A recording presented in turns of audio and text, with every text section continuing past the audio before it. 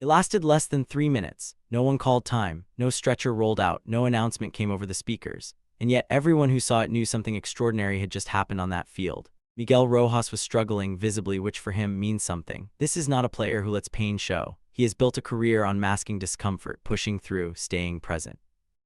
Veterans in professional baseball develop a particular ability to absorb pain quietly, and Rojas has that quality in abundance. So when his body language changed, when the tension was readable from the stands, the dugout noticed, teammates noticed, and two of the biggest names in the sport, Shohei Ohtani and Yoshinobu Yamamoto, did not look away. What happened next wasn't instinct alone. It was something far more specific. Ohtani approached first. There was nothing hurried in the way he moved. No drama, no performance, no look-at-me energy. He was fully present, focused, deliberate. Yamamoto flanked the other side. The two of them positioned themselves around Rojas with the quiet authority of people who know exactly what they are doing and have no need to announce it. What followed was a sequence of controlled, deliberate physical contact. Pressure applied to the forearm, the shoulder junction, and the upper back. The precise regions where repetitive throwing and fielding accumulate tension in a professional baseball player's body over the course of a long season. This was not rubbing a sore spot. This was not a friendly pat on the back dressed up as treatment. The pressure was firm, measured, and targeted. It carried the signature of genuine knowledge, not imitation, and Rojas responded. The rigidity in his frame began to soften. The held breath released. The pain expression, that particular tightness around the eyes and jaw, simply began to ease. He rolled his shoulder. He tested his grip. He stayed in the game. But to understand why they knew how to do this, you have to go back much further than this game. There are two distinct streams of athletic culture at work in professional baseball, and most people in North America are only familiar with one of them. Western sports medicine operates on a framework of intervention: ice, compression, elevation, rest, anti-inflammatories, and in more serious cases, surgical repair.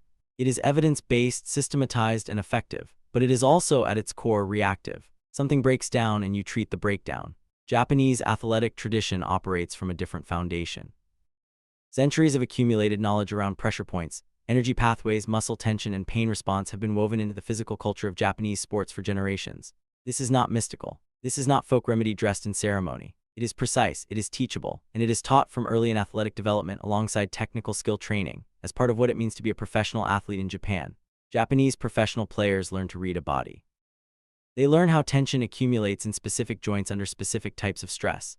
They learn how to apply pressure in ways that interrupt the tension cycle without forcing rest. And this knowledge does not live only in the hands of medical staff. It is part of a communal physical culture, passed between athletes, coaches, and training partners across the course of a career. Shohei Ohtani's approach to his own body reflects this clearly. The story most people know about Ohtani is the statistical story. The home runs, the pitching lines, the historic contract, the records. But the architecture underneath all of that is a recovery and preparation system that draws deliberately from both streams: modern sports science and traditional physical knowledge, integrated rather than placed in competition with each other.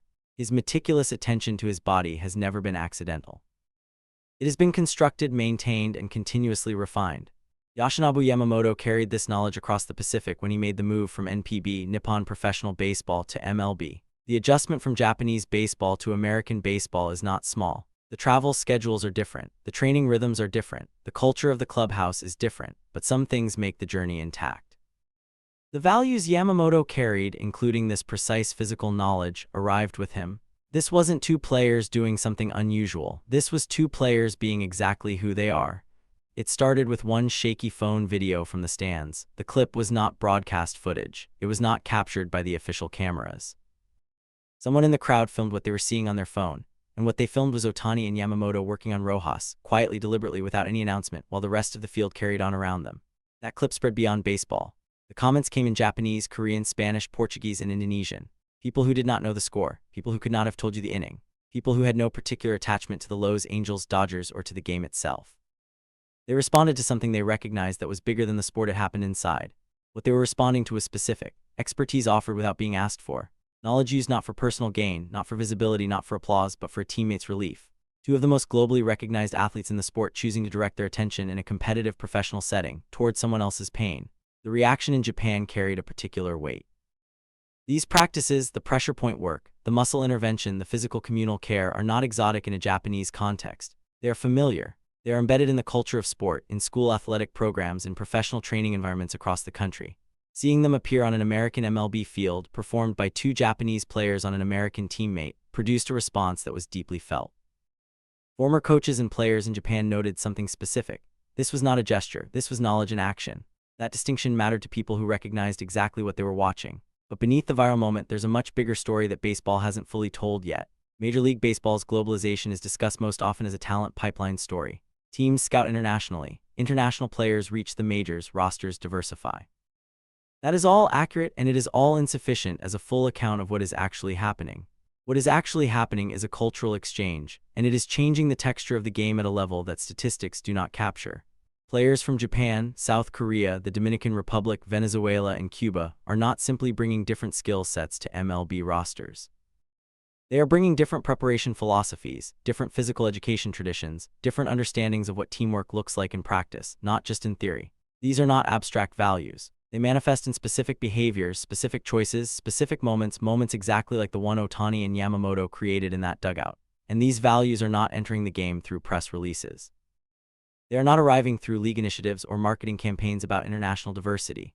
They are entering through the moments themselves, through what players actually do when a teammate is struggling, through what knowledge they reach for, through what kind of presence they choose to be in a high-pressure professional environment. This is the most honest form of cultural exchange. No ceremony, no announcement, just knowledge moving across a boundary because someone needed it and someone else had it to give. The clip landed in countries where baseball barely exists as a popular sport. That tells you what the content of the moment actually was. It was bigger than the game it happened inside. The easy story about Shohei Ohtani is the numbers story, the two-way dominance, the 2021 AL MVP, the $700 million contract with the Los Angeles Dodgers, the largest in professional sports history at the time it was signed.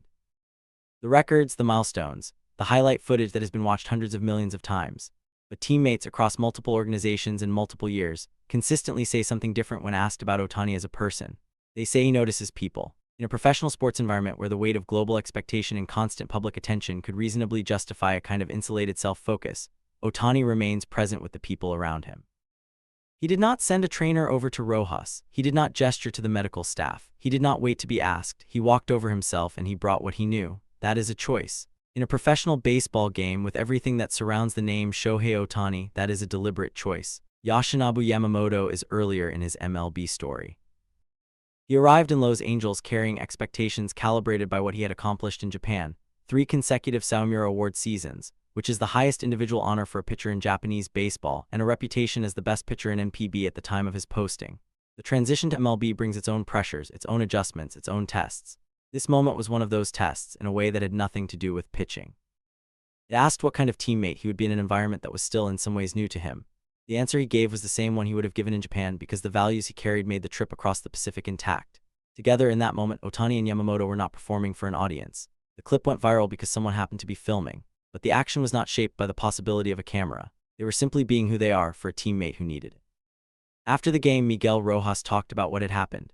His words were not complicated, and that simplicity was exactly what made them carry weight. He was grateful. In a moment when his body was sending a clear message, when the accumulated stress of a professional baseball season was making itself known in real time during a live game, his teammates told him something different. Not with words, but with action, with knowledge, with presence. He was not alone in it. There was knowledge available to him that he had not known to ask for. Knowledge carried from a different country, a different athletic tradition, a different understanding of how to care for a body under professional stress. And it worked. It worked specifically, and it worked quickly in under 3 minutes in the middle of a game, without a training room, without equipment, without any of the infrastructure that Western sports medicine typically requires. The proof was not in what Rojas said. The proof was in what Rojas did. He finished the game. In baseball, staying on the field is its own language. It is not spoken with words. When a player who is visibly struggling, whose body language had communicated real distress to everyone watching, finishes the game, that is the outcome that matters. That is the statement. That is the ending. Less than 3 minutes, no announcement, no broadcast coverage, just 2 men and what they knew, offered to a third man who needed it. Baseball gave them the setting, Ohtani and Yamamoto gave them the moment, and Rojas, by staying on that field, gave it its ending.